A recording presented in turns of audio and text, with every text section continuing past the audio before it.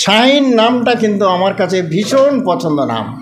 এটা সেই আমার ছোটোবেলা থেকে পছন্দ। যখন থেকে আমি একটু বড় হয়েছি, একটু চেতনা হয়েছে, তখন থেকে শাহিন শব্দটা আমার কাছে দারুণভাবে আকর্ষণীয়, যে উপরের দিকে উঠতে চায়।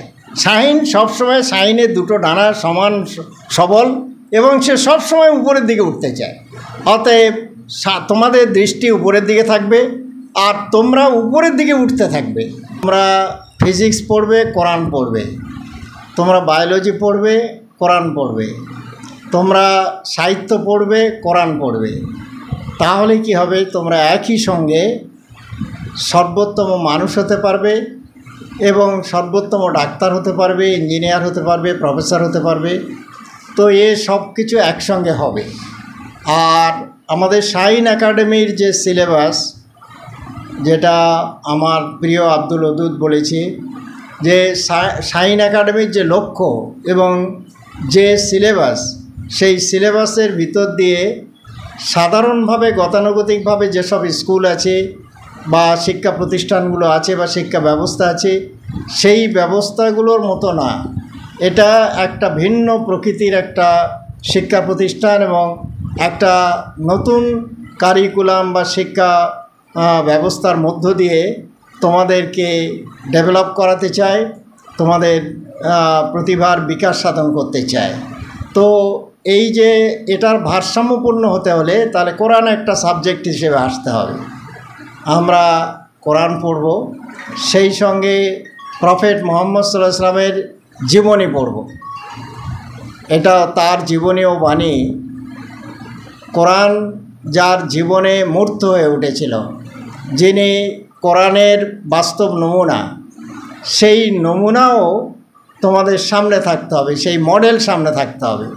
যদি তোমাদের সামনে মডেল না থাকে, তোমাদের সামনে প্রিয়তম হিরো না থাকে, তাহলে তোমরা কাকে দেখে এগোবে? তো সেক্ষেত্রেও আমাদের কাছে যোগ্যতম মডেল, ওসওয়াতুল হাসানা, সর্বোত্তম নমুনা, তিনি হচ্ছেন নবী মুহাম্মদ সাল্লাল্লাহু আলাইহি ওয়াসাল্লাম। এবং তার সাথীরা উজ্জ্বল প্রদীপের মতো, যে একটা আলো থেকে যদি অনেকগুলো মোমবাতি জ্বালানো যায়, তাহলে সমস্ত মোমবাতিগুলো সেই আলোটার মতো জ্বলতে থাকে। আর একটা পাহাড়ের গায়ে, বিশাল পাহাড়ের গায়ে যদি অসংখ্য মোমবাতি জ্বালিয়ে দেওয়া হয়, একইভাবে একই আলো দান করে, তাহলে কত সুন্দর দেখায়। আজকে তোমাদের দেখেও আমার তাই মনে হয়। সেটা হচ্ছে এই তোমরা বিভিন্ন গ্রাম থেকে এসছো, বিভিন্ন ফ্যামিলি থেকে এসছো, এসে এখানে একটা পরিবারভুক্ত হয়েছো। এটা একটা নতুন পরিবার, নতুন ফ্যামিলি। এখানে তোমরা সবাই সদস্য, আর সবার পোশাক এক, সবার সিলেবাস এক, সবার কোচিং এবং ট্রেনিং এক হচ্ছে।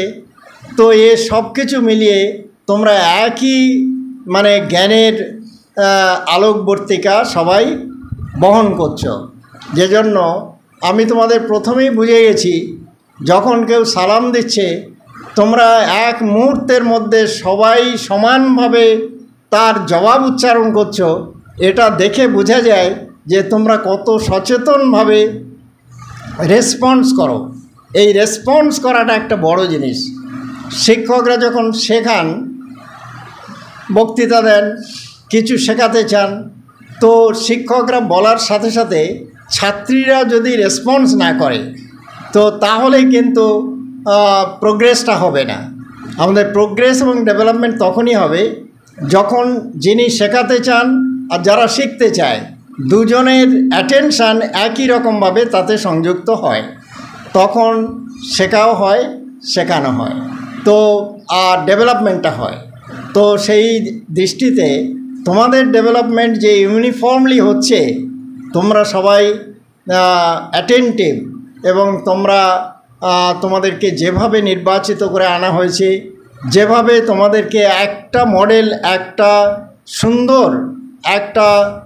সুন্দর শিক্ষা ব্যবস্থার মধ্য দিয়ে তোমাদের উন্নয়নের বা বিকাশের চেষ্টা করা হচ্ছে, সেই পথে তোমরা স্মুথলি এগোচ্ছ, এটা দেখে বোঝা যায়। আমি দোয়া করি যে তোমাদের এই পথ চলাটা যেন কন্টিনিউয়াস হয় এবং তোমরা দিনের পর দিন আরও বেশি একাগ্রতার সঙ্গে এবং নিষ্ঠার সঙ্গে তোমরা এই শিক্ষা প্রতিষ্ঠানের যে কটা বছর তোমরা এখানে কাটাবে সেই কটা বছর তোমরা কাটাতে পারো এবং এখান থেকে সেই ঈপ্সিত গুণাবলী যেগুলো আমরা চাই সেই গুণাবলী নিয়ে এখানে যেতে পারো।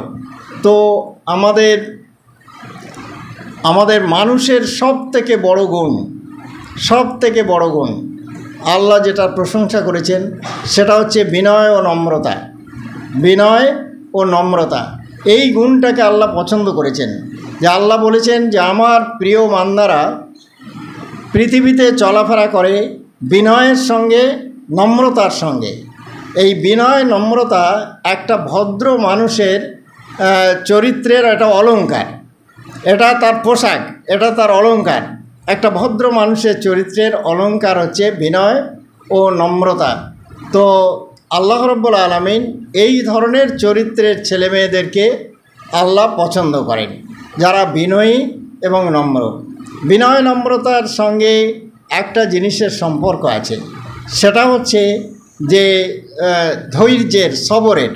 আমরা সবর কথাটা বলি, ধৈর্যের কথাটা বলি, যে যা কিছু ঘটুক, আমার সামনে যে কোনো বক্তব্য আসুক আর যে কোনো ঘটনা ঘটুক, আমি ধৈর্যের সঙ্গে সেটাকে শোনার চেষ্টা করব, স্টাডি করার চেষ্টা করব, তার প্রকৃত বিষয়টা জানার চেষ্টা করব, তারপরে আমি আমার প্রতিক্রিয়াটা জানাবো।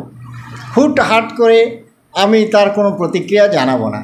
এই যে সবর করা, ধৈর্য ধারণ করা, অপেক্ষা করা, ওয়েট অ্যান্ড সি করা, শোনা বেশি বলা কম, এইরকম যারা করতে পারে তারা কিন্তু প্রোগ্রেস করতে পারে, তারা এগোতে পারে। তারা শোনে বেশি, শেখে বেশি এবং সুন্দর করে যেটা শোনে এবং যেটা শেখে সেটাকে উপস্থাপন করতে পারে। সময় মতো যখন সেটা উপস্থাপনের সময় হবে তখন সেটা উপস্থাপন করতে পারে। তো এটা একটা খুব বড় গুণ তোমাদের জন্যে। আর তোমাদের আজ তো সময় কম, তো যে জন্য তোমরা এটা জানো যে আমি একটা বড় সময় শিক্ষকতা করেছি। খুব বড় সময় নয়, আমি মাত্র 10 বছর শিক্ষকতা করেছি। আর তখন আমি লাইফ সায়েন্স পড়াতাম। তো আমি লাইফ সায়েন্স বা জীবন বিজ্ঞানের বিষয়গুলো আমি তোমাদের একটা উদাহরণ দিতে পারি। যে তোমরা দেখেছো যে একটা ছোট্ট শিশু, তোমার ছোট ভাই বা ছোট বোন, তাকে তুমি যদি কলা দাও তাহলে সে কলাটা কোন দাঁতে কামড়াবে? সামনের দাঁতে, না পাশের দাঁতে, না কোয়াশির দাঁতে? কোন দাঁতে কামড়াবে? সে কলাটা সামনের দাঁতে কামড়াবে। আচ্ছা, ওকে কি তুমি শিখিয়ে দিয়েছো না তোমার মা শিখিয়ে দিয়েছে যে কলাটা দিলে তুমি সামনের দাঁতে কামড়াবে? ওর শেখাতে হয়নি। ওর কলা হাতে দিলেই, পাকা কলা হাতে দিলে ও সামনের দাঁতে কামড়াবে। ওকে যদি তুমি কড়াই ভাজা দাও তাহলে ও কোন দাঁতে ওটাকে চিবোবে বলো? ওটা কোয়াশির দাঁতে চিবোবে। তার কারণটা কি? তার কারণটা হচ্ছে কোয়াশির দাঁতের বর্ডার করা আছে চারদিকে, চওড়া দাঁত, চারদিকে বর্ডার করা আছে। আর ওই দাঁতের ভিতরে কড়াইটাকে দিলে ওকে কায়দা করা যাবে এবং চিবোনো যাবে, আর ওকে সেটাকে ভালোভাবে চিবোতে পারবে। সেই জন্যে কোয়াশির দাঁতটা ব্যবহার করছে। আচ্ছা, ওকে যদি একটু গোশ দেওয়া যায় তাহলে ও কোন দাঁতে ছিঁড়বে? এই পাশের দাঁতটা, যে দাঁতটা খুব সরু অগ্রভাগ আছে, ওটা ইনসিসার টিট বলে। ইনসিসার টিট মানে ও ছিদ্র করতে পারে। আর ও গোশ তো স্লিপ করে, শক্ত জিনিস, ওকে ছিঁড়তে হবে। তাহলে আগে তো শক্ত করে ধরতে হবে ওকে। তাহলে ধরতে হলে যে দাঁত দুটো সরু অগ্রভাগ বিশিষ্ট সেই দাঁত দিয়ে সে ধরবে, তারপরে ছেড়বে। তাহলে এই যে 3 রকমের দাঁত, আমাদের 3 নম্বরের দাঁত তার কার্যপদ্ধতিকে এমনিতেই ম্যানিফেস্টো করাচ্ছে, সে এমনিতেই প্রদর্শন করাচ্ছে। যে ধারালো দাঁতটা কলা খাওয়ার জন্যে, ইনসিসার বা সরু দাঁতটা গোশ ছাড়ার জন্যে, আর কোয়াশির দাঁতটা কড়াই ভাজা খাওয়ার জন্যে। এটার জন্যে ওই বাচ্চাটাকে শেখাতে হবে না। কড়াই ভাজা দিলেই কোয়াশির দাঁতে নিয়ে যাবে, গোশ দিলে পাশের দাঁতে নিয়ে যাবে, আর কলা দিলে সামনের দাঁতে নিয়ে যাবে। তাহলে এই আমাদের যে গঠন প্রকৃতি, আমাদের দাঁতের গঠন হোক বা বিশ্ব প্রকৃতির যে গঠন প্রকৃতিটা আছে, এর ভিতর দিয়ে আল্লাহ রাব্বুল আলামিন প্রাকৃতিক শিক্ষা বা বিজ্ঞান শিক্ষার একটা ব্যবস্থা করেছে, যে ও দিয়ে তোমরা ও থেকেই একটা শিক্ষা আসে, ওইটা হচ্ছে প্রাকৃতিক শিক্ষা। আমাদেরকে ওর ওপর গবেষণা করতে বলা হয়েছে যে তোমরা ওটা দেখো, গবেষণা করো, প্রত্যক্ষ করো, তোমরা প্রত্যেকটা জিনিস থেকে এক একটা শিক্ষা পেতে পারবে। আমি আর একটা উদাহরণ যদি দিই, যে ছোট হাঁসের বাচ্চা আর মুরগির বাচ্চা আজকে ডিম থেকে বেরিয়েছে, তারা সকালে ডিম থেকে বেরিয়েছে, বিকেলে তুমি তাদের ঝুড়িতে করে নাও। হাঁসের বাচ্চা মুরগির বাচ্চাগুলো একটা ঝুড়ি বা যাতে করে নিয়ে গেলে নিয়ে যাওয়া যাবে, নিয়ে গিয়ে আর পুকুরের পাড়ে নিয়ে ছেড়ে দাও। পুকুরের পাড়ে ছেড়ে দেওয়ার পরের পরিস্থিতিটা কী হবে? হাঁসের বাচ্চাগুলো সব পুকুরে নেমে যাবে, আর মুরগির বাচ্চাগুলো সব বাড়ির দিকে চলে আসবে না? ওরা কেউ একজনও হাঁসের বাচ্চার সঙ্গে যাবে? আর ওদের কে শেখালো? হাঁসের বাচ্চাদের কে শেখালো যে তোমরা পানিতে নেমে যাও? এটা কে ওদের শিক্ষক? কে ওদের শেখালো? সকালে তো জন্মেছে, ও কোনো পাঠশালায় যায়নি, তাহলে ও শিখলো কোথা থেকে? হাঁসে এসব পরিকল্পনা কার? আগে থাকতে কেউ একটা করে রেখেছে, তো সে কে করে রেখেছে? আল্লাহ করে রেখেছে। আল্লাহ ছাড়া এই পরিকল্পনা কেউ করেনি। কেউ বলতে পারবে না যে ওটা ওই বাছুরটার মা করেছে অথবা তার মামা করেছে, এরকম বলতে পারবে? বলতে পারবে না। তাহলে এই পরিকল্পনা সম্পূর্ণ আল্লাহ রাব্বুল আলামিন করে রেখেছেন। এবং আমরাও মৌমাছির মতো, আমাদের সবার এই সমাজে থাকতে হবে, আমরা সমাজের কল্যাণ করব, কিন্তু আমার দ্বারা কারোর যেন ক্ষতি না হয় সেটাও আমার দেখতে হবে। কল্যাণও করলাম, ক্ষতিও করলাম, তাহলে লাভ নেই। তাহলে আমাদেরকে তার থেকে আরও ভালো হতে হবে। আমরা যখন বড় হব, আমাদের অবস্থান বাপের বাড়িতে হোক, আমাদের অবস্থান শ্বশুর বাড়িতে হোক, আমাদের অবস্থান কোনো স্কুলে হোক, আমাদের অবস্থান কোনো কলেজ বা ইউনিভার্সিটি অথবা কোনো সামাজিক প্রতিষ্ঠানে যদি আমরা দায়িত্ব পাই, সব ক্ষেত্রে আমরা মৌমাছির মতো সবাইকে কল্যাণ দেওয়ার চেষ্টা করব, কিন্তু আমার দ্বারা কারোর ক্ষতি হোক এটা আমি চাইব না। আমার দ্বারা কোনো ক্ষতি হোক আমি যদি না চাই, তাহলে দেখা যাবে every action has an equal and opposite reaction. প্রত্যেকটা অ্যাকশানের একটা সমপরিমাণ অপোজিট রিয়াকশান আছে। প্রত্যেকটা অ্যাকশানের একটা সমপরিমাণ রিয়াকশান আছে। তাহলে আমি যদি ভালো অ্যাকশান করি, তাহলে তার রিয়াকশানটা কী হবে? তার ভালো প্রতিক্রিয়াটা হবে, এবং সেই প্রতিক্রিয়াটা আমরা পাব। তাহলে আমি যদি 100 জনকে কল্যাণ করি, তাহলে 100 জন কল্যাণ আকাঙ্ক্ষা নিয়ে আমার দিকে তাকাবে, আমার জন্য দোয়া করবে, আমার ভালো করার চেষ্টা করবে। তো তাহলে আমরা যদি ভালো পেতে চাই, তাহলে আমাদের ভালো হতে হবে, আমাদের ভালো দিতে হবে। আমরা যদি ভালো হতে পারি, ভালো দিতে পারি, তাহলে আমরা কিন্তু ভালো পেতে পারবো। এই রকম যদি সারা জীবন করি, তো জীবনের শেষে গিয়ে তোমরা দেখতে পাবে যে তোমরা একটা সুন্দর জীবন পেয়েছো, একটা সুন্দর পরিবেশ পেয়েছো, একটা সুন্দর সমাজ পেয়েছো, যেখানে তুমি যাচ্ছ সেখানে লোক সালাম দিচ্ছে, যেখানে যাচ্ছ সেখানে ভালোবাসা দিচ্ছে। তো এই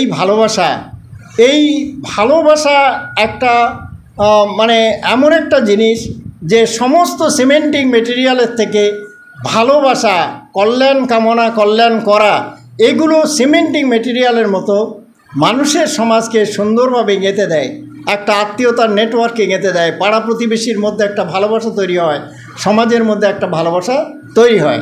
আল্লাহ রাব্বুল আলামিনও তাদেরকে ভালোবাসেন।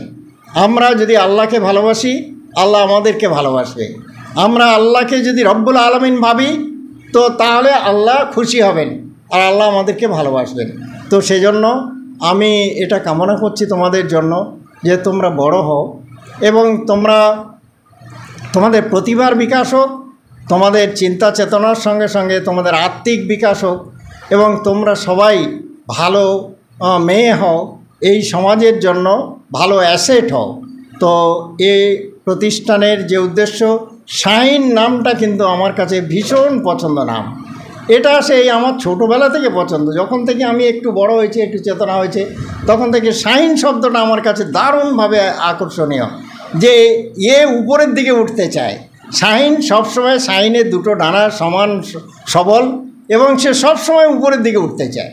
অতএব তোমাদের দৃষ্টি উপরের দিকে থাকবে আর তোমরা উপরের দিকে উঠতে থাকবে। তো তোমাদের বিকাশ সেইভাবেই হোক, জীবনের শেষ দিন পর্যন্ত তোমরা ঈমানের উপরে, ইসলামের উপরে, তাকওয়া ইহসানের উপরে আর যোগ্যতা ও প্রতিভার শীর্ষে অবস্থান করো, এই দোয়া করে আমি তোমাদের জন্য আজকের এই ছোট বক্তব্য শেষ করছি। ওয়া আখিরু দাওয়ানা আনিল হামদুলিল্লাহি রাব্বিল আলামিন। আসসালামু আলাইকুম।